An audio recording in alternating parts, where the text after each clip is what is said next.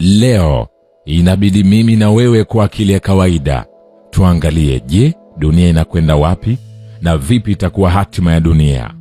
Nimewekea mezani mada hii ili iwe kama msingi wa hoja yetu ya leo. Pia napenda tuwe watu wa kufikiria mambo yatakayoweza kutokea katika siku za mbeleni ili tuweze kuchukua tahadhari.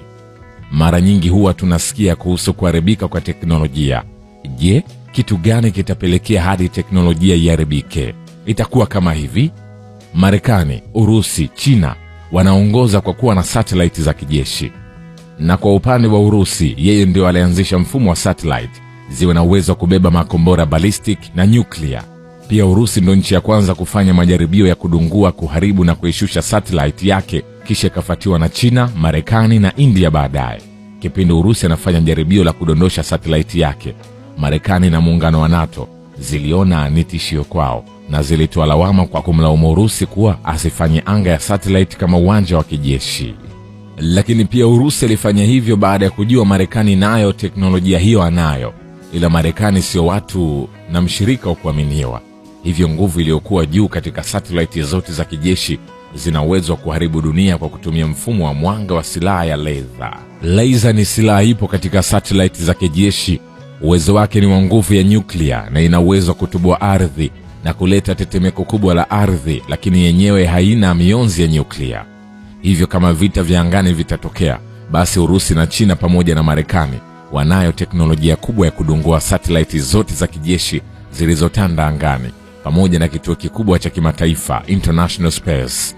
Wana uwezo wa kukishambulia kituo hicho. Kwa hiyo kama vitatokea vita vya mashambulizi ya satellite, hivyo kila kitakachohusiana na internet kitasimama, kuanzia simu, kompyuta, benki na mambo mengi ya kidigito, na vita hivyo ni lazima vitokee.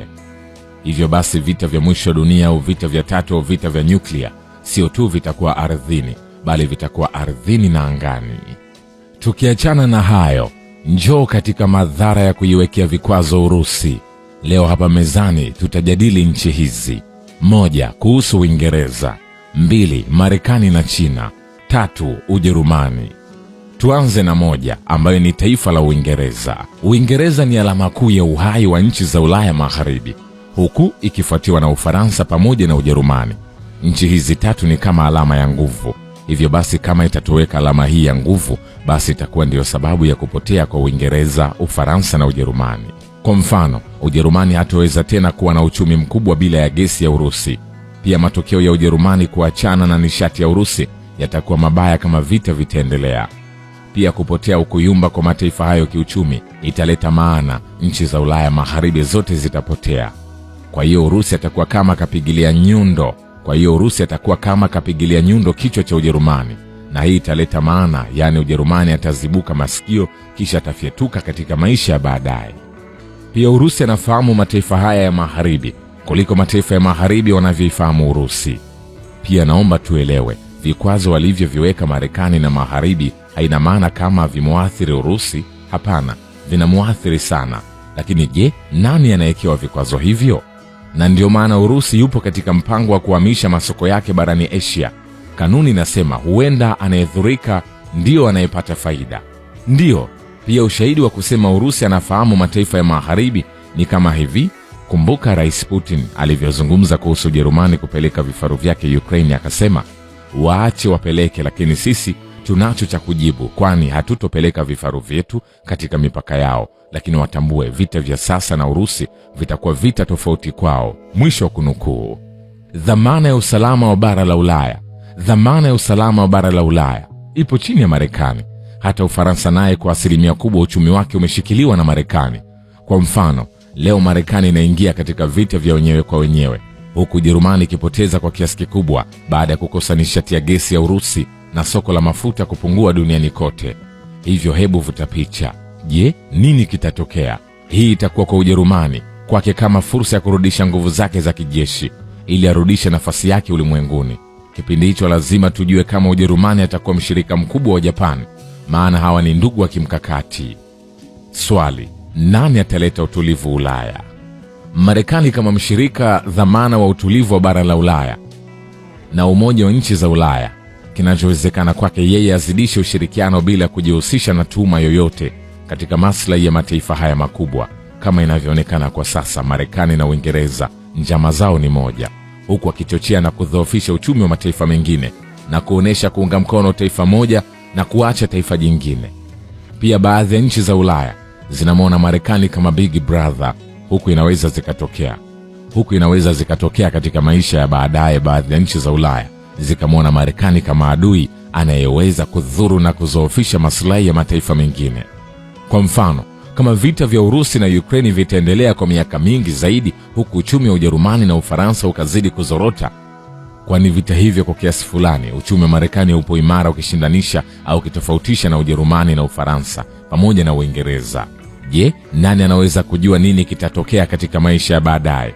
Kama alivyosema Katibu Mkuu wa Umoja wa Mataifa Antonio Guterres, saa ya siku ya mwisho inakaribia. Mkuu huyo wa Umoja wa Mataifa, kwa kurejelea habari kwamba saa ya siku ya mwisho ilitengenezwa miaka 75 iliyopita na wanasayansi wa atomiki kupima ukaribu wa wanadamu hadi usiku wa manane na kujiangamiza ilikuwa sekunde 90 tu kutoka saa hiyo. Uvamizi uliofanywa na Urusi nchini Ukraine, hali ya dharura kutokana na mabadiliko ya tabia nchi, kuongezeka kwa vitisho vya nyuklia na kudhoofisha kanuni na taasisi za kimataifa kumesukuma ulimwengu karibu na maangamizi. Hii ndio saa iliyo karibu zaidi kuwahi kusimama kwa saa ya giza zaidi ya wanadamu, karibu zaidi kuliko hata wakati wa kilele cha vita baridi. Kwa kweli, saa ya siku ya mwisho ni saa ya kengele duniani kote. Tunahitaji kuamka na kuanza kazi, alisema. Pia tuangalie maneno ya aliyekuwa rais wa Marekani Donald Trump. Alisema, Biden ndiye rais fisadi zaidi katika historia ya Amerika. Rais wa zamani wa Marekani Donald Trump alimkosoa Rais Joe Biden na kumtaja kuwa rais fisadi zaidi katika historia ya Marekani, akimshutumu kwa kushindwa kuiongoza Marekani na kuisukuma dunia kuelekea kwenye vita vya 3 vya dunia. Mashambulizi ya Trump dhidi ya rais wa sasa wa Marekani yalikuja baada ya rais huyo kuwasilisha hotuba yake ya hali ya muungano kwenye bunge la Congress siku ya Jumanne, na Trump alimshutumu Biden na Democratic kwa kushindwa kuhusika na uhamiaji, kupambana na uhalifu na kushughulikia baadhi ya faili, ikiwa ni pamoja na suala la watu waliobadili jinsia, akiongeza kuwa Marekani inahusika katika vita vya Ukraine. Rais huyo wa zamani wa Marekani alisema wizara ya sheria ambayo Joe Biden anaiongoza kama silaha, na mimi ni mmoja wa wahanga wake, inawatesa wapinzani wake wa kisiasa, na kwamba utawala wa Biden unapigana vita dhidi ya uhuru wa kujieleza. Trump aliendelea kusema, yeye Biden anatuongoza kuelekea ukingoni mwa vita vya 3 vya dunia, na zaidi ya yote ndiye rais fisadi zaidi katika historia ya Marekani. Trump pia alimkosoa mrithi wake Biden kuhusiana na njia yake ya kusimamia nchi na mgogoro wa kiuchumi nchini Marekani, akimshutumu kwa kushindwa kuboresha maisha wa Marekani. Mlipuko katika mabomba ya gesi ya Urusi Nord Stream kabla ya kuanza. Uchunguzi kamili wa kashfa kutoka kwa mwandishi wa habari wa Marekani nchini Marekani. Maelezo ya operation ya siri ilivyopangwa. Mwandishi huyo wa habari anadai kuwa mabomba ya gesi ya Urusi Nord Stream 1 na 2 yalilipuliwa kwa amri ya moja kwa moja ya utawala wa Joe Biden. Mwandishi huyo wa habari maarufu wa Marekani, mshindi wa tuzo ya Pulitzer maarufu Seymour Hersh nchini Marekani, na sasa ni Hersh tayari ana miaka 85, amebobea katika kuchunguza siri zinazolindwa kwa karibu zaidi za CIA, Pentagon na mashirika mengine ya serikali ya Amerika. Wakati mmoja mwandishi wa habari alizungumza juu ya unyanyasaji wa wafungwa wa Iraq katika jela ya Abu Ghraib. Operesheni hiyo ilitayarishwa na kutekelezwa na jeshi la Marekani na mashirika ya kijasusi kwa usaidizi wa wenzao kutoka Norway. Mwandishi huyo anadai kwamba alipokea habari ya kuaminika kutoka kwa mtu ambaye mwenyewe alishiriki katika kupanga hatua hiyo. Kwa sababu zilizo wazi, hakuonesha jina la chanzo chake. Kumbuka kwamba mnamo Septemba 26, 2022, kutolewa kwa gesi yenye nguvu kulirekodiwa katika bahari ya Baltic, sio mbali na kisiwa cha Denmark cha Bornholm, karibu na ambayo njia za bomba zilienda. Maji yalitiririka kwenye duara na kipinyo cha makumi kadhaa ya mita. Mara moja kulikuwa na tuhuma za hujuma katika Nord Stream. Uchunguzi uliofanywa baadaye na wataalamu wa Sweden ulithibitisha mawazo haya. Mabomba yaliyolala chini yalipasuliwa na mlipuko wa maboya yaliyowekwa chini yao.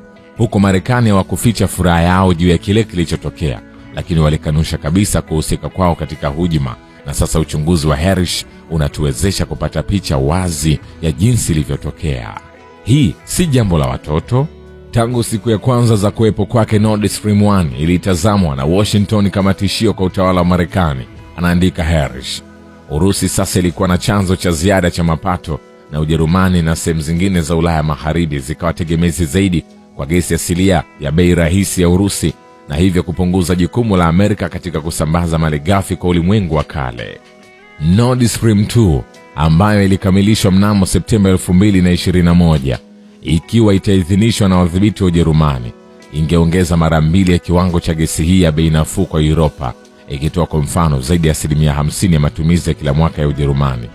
Mnamo Disemba 2021, miezi miwili kabla ya kuanza kwa NMD ya Urusi nchini Ukraine, mshauri wa usalama wa kitaifa Jack Sullivan aliitisha mkutano wa kikosi kazi kipya kutoka kwa wakuu pamoja wa wafanyakazi CIA, idara ya jimbo na idara ya hazina. Ilikuwa ni mara ya kwanza ya mfululizo wa mikutano ya siri katika chumba salama kwenye ghorofa ya juu ya jengo la utawala la kale karibu na ikulu ya White House, ambayo pia ni nyumba ya bodi ya ushauri ya kigeni ya rais. Hersh alisema walijadili swali moja, jinsi ya kuharibu mito yote ya Nord. Hii ilikuwa dalili ya moja kwa moja kutoka kwa Biden. Chaguzi mbalimbali zilipendekezwa katika mikutano hii, na iliyofuata jeshi la wanamaji lilitetea kutumia manuari mpya iliyoagizwa kushambulia mabomba. Jeshi la wanahewa lilijadili kurusha mabomba na fuse zitakazochelewa ambazo zinaweza kuwashwa kwa mbali. CIA ilishikilia kuwa chochote kinachofanyika lazima kifichikane. Washiriki wote walielewa nini dau lilikuwa. Haya si mambo ya kitoto, Hersh alinukuliwa akisema na mdokezi wake. Baada ya yote, Moscow inaweza kuhitimu shambulio hilo kama Casus Belli, tendo la vita. Mkurugenzi wa CIA William Burns aliunda kikundi kazi katika shirika hilo ambacho kilijumuisha mtu anayefahamu uwezo wa wapiga mbizi wa bahari kuu kutoka kituo maalum cha wanamaji katika jiji la Panama. Katika wiki chache zilizofuata, washiriki wa kikundi hiki walianza kuunda mpango wa operation ya siri, wakati wapiga mbizi wa bahari kuu walipaswa kulipua mabomba ya gesi. Mwanzoni mwa mwaka 2022, Seroshniks waliripoti kwa kikundi cha wakala wa Sullivan kwamba tuna njia kulipua Nord Streams. Kilichotokea baadaye kilikuwa cha kushangaza, anasema Hersh, akiandika kwamba mnamo Februari 7, chini ya wiki 3 kabla ya kuanza kwa operation maalum nchini Ukraine, Biden alikutana na kansela wa Ujerumani Olaf Scholz katika ofisi yake katika ikulu ya White House. Katika mkutano na waandishi wa habari uliofuata, Biden alitangaza kwa dharura, ikiwa Urusi itavamia, hakutakuwa na Nord Stream 2 tena. Tutakomesha hili, Seymour Hersh alisema. Wanajeshi walijua kwamba Warusi walikuwa na ufuatiliaji bora wa bahari ya Baltic. Wa Norway walihusika katika utafutaji wa mahali pa hujuma, na wataalamu wa ndani haraka walipata eneo la kulia katika maji ya kina kifupi maili chache kutoka kisiwa cha Bornholm. Boya iliyoandaliwa kuhusu mlipuko huo. Mnamo Juni mwaka jana, wapiga mbizi wa jeshi la Marekani walianza kufanya kazi. Walifanya chini ya kivuli cha mazoezi ya NATO Baltops 22 yaliyopangwa hapo kwa maksudi, wakipiga mbizi kutoka kwa wachimbaji madini wa kiwango cha Alta wa Norway. Ilikuwa kazi ya kuchosha, ya muda na ya hatari, lakini maji ya pwani ya Bornholm yalikuwa na faida nyingine. Hapakuwa na mikondo ya maji yenye nguvu ambayo ingefanya kazi ya kupiga mbizi kwa ngumu sana. Wa Norway walianzishwa katika mipango ya siri ya juu, sio kwa bahati, kwani waliwachukia Warusi. Na jeshi la wanamaji la Norway lilikuwa limejaa mabaharia na wapiga mbizi bora ambao walikuwa na uzoefu wa miaka mingi katika kuchunguza mafuta na gesi kwenye kina kirefu cha bahari, chasema chanzo cha Hersh. Labda wa Norway walikuwa na maslahi mengine. Uharibifu wa Nord Stream uliruhusu Norway kuuza zaidi ya gesi yake asilia kwa Europa. Vilipuzi vilivyowekwa kwenye mabomba vilipaswa kuchochewa na boya la sonar lililodondoshwa kutoka kwenye ndege. Mnamo Septemba 26, 2022, ndege ya upelelezi ya Navy P8 ya Norway ilifanya safari ilionekana kuwa ya kawaida na kuangusha boya hili. Saa chache baadaye, ishara ilitumwa kutoka kwao kuanza na Nord Stream 2 na kisha kwa Nord Stream 1. Vilipuzi vikali vya C4 vya chaji vililipuka na mabomba 3 kati ya 4 yalizimwa. Ulimwengu ulijua kwamba kitu kisichoweza kutenduliwa kilikuwa kimetokea. Washington imeridhika, lakini haichukui hatia. Mara tu baada ya mlipuko kwenye bomba, vyombo vya habari vya Amerika vililichukulia kama fumbo ambalo halijatatuliwa. Maelezo ya Hersh. Urusi imetajwa mara kwa mara kama mhusika mkuu, ingawa haikuwa wazi hata kidogo kwa nini Moscow ingeharibu bomba lake lenyewe bomba lake lenye faida kubwa la gesi asilia. Hakuna gazeti kubwa la Marekani ambalo limetaja vitisho vya awali vya mabomba ya Biden na katibu mkuu Nuland. Uhalali wa kuridhisha zaidi kwa hatua za rais ulitoka kwa waziri wa mambo ya nje Tony Blinken. Katika mkutano na waandishi wa habari mara baada ya shambulio hilo la bomu, alisema hii ni fursa nzuri ya kuondoa utegemezi wa nishati ya Urusi mara moja na kwa wote, na hivyo kumnyima Vladimir Putin uwezo wa kutumia nishati kama njia ya kukuza miundo yake ya kifalme. Hii ni muhimu sana na inafungua fursa kubwa za kimkakati kwa miaka ijayo. Naye naibu wake Victoria Nuland, akitoa ushahidi katika kikao cha kamati ya Senate ya mahusiano ya kigeni mwishoni mwa Januari hii, alimwambia Senator Ted Cruz, na mimi nadhani utawala umefurahishwa sana kujua kwamba Nord Stream 2 kama unavyopenda. Kama ilivyotarajiwa, uchunguzi wa Seymour Hersh ulipokelewa kwa chuki na afisa wa Washington. Msemaji wa White House Adrienne Watson alisema huu ni uongo na uzushi mtupu. Msemaji wa CIA Tammy Thorpe alijibu hivyo hivyo, madai haya ni ya uongo kabisa. Ikiwa tutazingatia mahitimisho hivi karibuni ya uchunguzi nchini Ujerumani kwamba baadhi ya nguvu za magharibi zinaweza kuwa nyuma ya kulipuliwa kwa Nord Stream, basi kuna kila sababu ya kuamini kwamba kesi hii haitasitishwa na hivi karibuni tutaona mapya. Spika wa jimbo la Duma la Urusi alitoa wito wa uchunguzi wa kimataifa kuhusu shambulio hilo la bomu katika bomba la gesi la Nord Stream katika bahari ya Baltic Septemba iliyopita. Kwa upande wake Marekani, wizara ya ulinzi ya Marekani ilikanusha kuwa Washington haina uhusiano wowote na taarifa hiyo pamoja na milipuko ambayo ililenga line ya Nord Stream. Haya yanajiri baada ya wanahabari wa Marekani kuchapisha ripoti ya uchunguzi. Kuna mambo matatu ya hatari na yote yatasababishwa na uchokozi wa Marekani. 1. Tukiangalia mtiririko wa Korea Kaskazini, tutaona tayari wameshajipanga kwa vita na Korea Kusini, huku Marekani wanasema wapo tayari kuilinda Korea Kusini kwa gharama yoyote. 2. Urusi na Ukraine, na huu ndio uchokozi mbaya kuliko uchokozi wowote ule katika mwaka 2022-2023, huku ukifuatiwa na uchokozi wa Taiwan. Marekani pia anasema yupo tayari kuiunga mkono Ukraine kwa gharama yoyote, na huu ndio uchokozi mbaya kuliko uchokozi wowote, kwa sababu uchokozi huu umepelekea na kusababisha kuporomoka kwa uchumi wa dunia na kuadimika kwa nishati ya mafuta na taabu ya chakula duniani kote. 3. Marekani na China. Marekani na China wanahusika pakubwa na masuala ya hali ya hewa, lakini kwa sasa hawa wote wawili wapo bize na vita. Marekani anasema yupo tayari kumlinda Taiwan kwa gharama yoyote, na China inasema wapo tayari kuingia vitani kuichukua Taiwan kwa gharama yoyote. Kwa hiyo Marekani na China hapa kuna mambo mawili. 1. China ilituma puto katika anga la Marekani, huku China inadai puto hilo halikuwa na hatari yoyote ile, isipokuwa lilikuwa ni kwa ajili ya kuchunguza hali ya hewa. Pia katika wiki hiyo hiyo tuliona tetemeko la ardhi nchini Uturuki na Syria. Kwa hiyo puto hilo lilikuwa ni ujumbe kwa Marekani vipi kuhusu ajenda ya usalama na mabadiliko ya hali ya hewa, kwa sababu hivi sasa Marekani imejizubaisha na ajenda hiyo, huku ikiwa bize na mgogoro wa Taiwan na China pamoja na mgogoro wa Urusi na Ukraine. 2. Kama puto hilo lilikuwa likihusika na mambo ya kijeshi, yani upelelezi, basi inamaanisha ni ujumbe na onyo kwa Marekani akae mbali na Taiwan. Kwa hiyo puto hilo kuingia katika anga ya Marekani itakuwa ni nukta ya udhaifu na kwamba Marekani haipo salama. Kifo cha Malkia wa Uingereza na hatari kwa Ufaransa.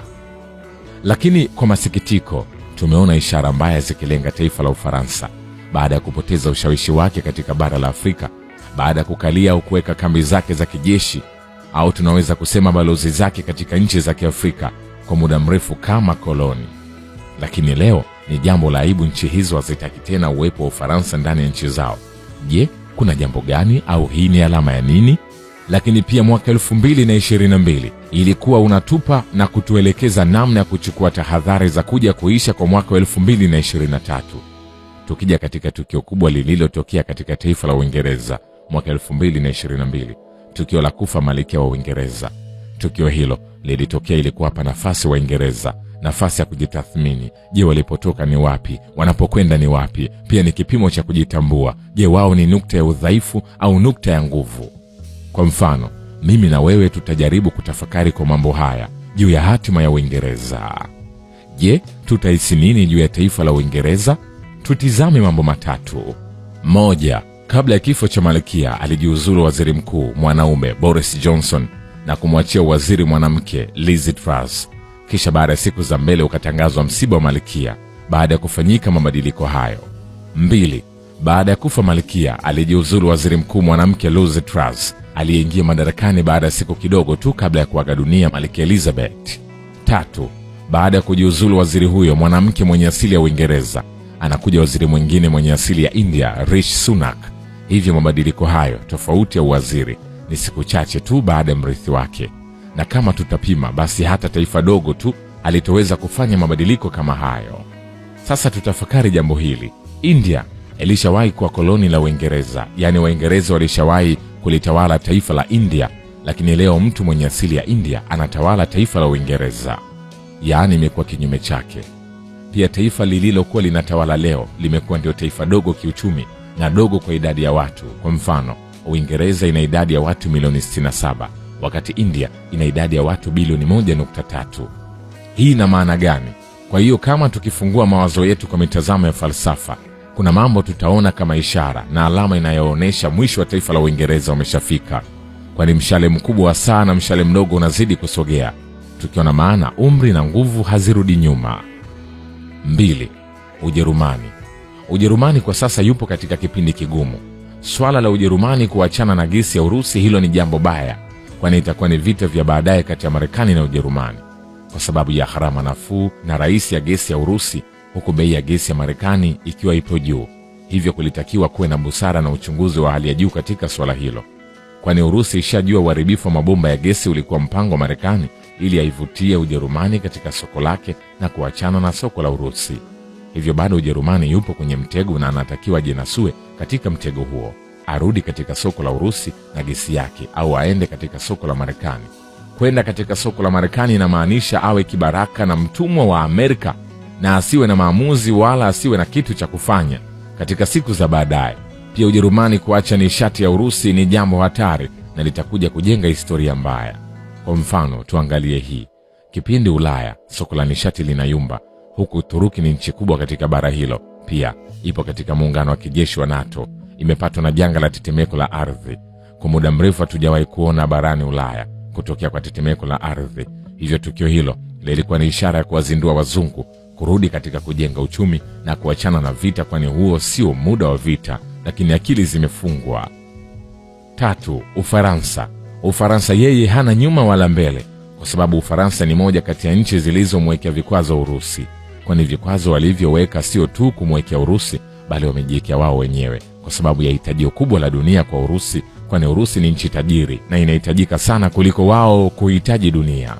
Sasa hayo yakiendelea, pia Igor Mogilov anasema sehemu ya sarafu za kitaifa katika biashara yetu na Uchina imeongezeka mara 2. Balozi wa Urusi mjini Beijing, Igor Mogilov, anasema kuwa sehemu ya fedha za kitaifa katika biashara ya pande zote na China imeongezeka maradufu mwaka 2022. Balozi wa Urusi alisema kwenye mahojiano na waandishi wa habari. Kulingana na matokeo ya mwaka jana, anasema tunakadiria sehemu ya kutumia sarafu za kitaifa katika biashara ya pande zote kwa karibu 50%, ikimaanisha kuwa karibu nusu ya biashara yetu leo inafanyika kwa yuan na rubo. Mwanadiplomasia wa Kirusi alibainisha kuwa kasi ya ubadilishaji wa sarafu za kitaifa katika biashara ni ya kushangaza sana. Miongoni mwa mafanikio muhimu katika mwaka uliopita, balozi wa Kirusi alibainisha kupitishwa kwa fedha za kitaifa katika makazi ya biashara kwa aina fulani za vifaa vya nishati. Kwa kuzingatia hatua hii muhimu, Mogilov alifichua kuwa Urusi na China zilianza muda mrefu uliopita kuanzisha miundombinu tofauti kwa ajili ya shughuli za kifedha na benki kati ya nchi hizo mbili. Lakini vikwazo vya magharibi dhidi ya Russia viliongeza kasi ya mchakato huo. Vile vile ameashiria ongezeko kubwa la mahitaji ya UN ya Uchina nchini Urusi na kueleza kuwa vikwazo vya magharibi dhidi ya Russia vilitoa msukumo wa kuondoka kwenye dola. Ukaribu huo unaonekana kuwa na mantiki kwamba uhusiano kati ya China na Urusi unazidi kuwa mkubwa.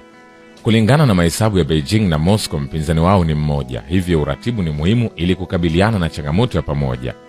Nchi za magharibi zikiongozwa na Washington zinaongoza muungano wa kuiunga mkono Ukraine dhidi ya Urusi nchini Ukraine. Kremlin inaona kuwa ni tishio kwa usalama wa Urusi. Washington pia ina uwepo mkubwa katika uwanja wa nyuma wa Beijing, hasa huko Taiwan. Hili ni jambo ambalo utawala wa China unatazama kwa matarajio na wasiwasi. Kwa mujibu wa data hii, Wizara ya Mambo ya Nje ya China inasema kuwa China iko tayari kufanya kazi na Urusi kutekeleza ushirikiano wao wa kimkakati. Waziri wa Mambo ya Nje wa Urusi alisema kuwa uhusiano wa Moscow na Beijing hauna mipaka, ingawa sio muungano rasmi wa kijeshi. Je, ramani ya utaratibu mpya wa kimataifa umekuwa wazi zaidi kwa kuzingatia muungano wa China na Urusi dhidi ya ushawishi wa Magharibi? Mwisho. Imeandaliwa na Zamarad bin Adungado Lado. Mimi ni Richard Shio, The Rich Voice. Ni follow Instagram kama Rich Voice Official. Asante.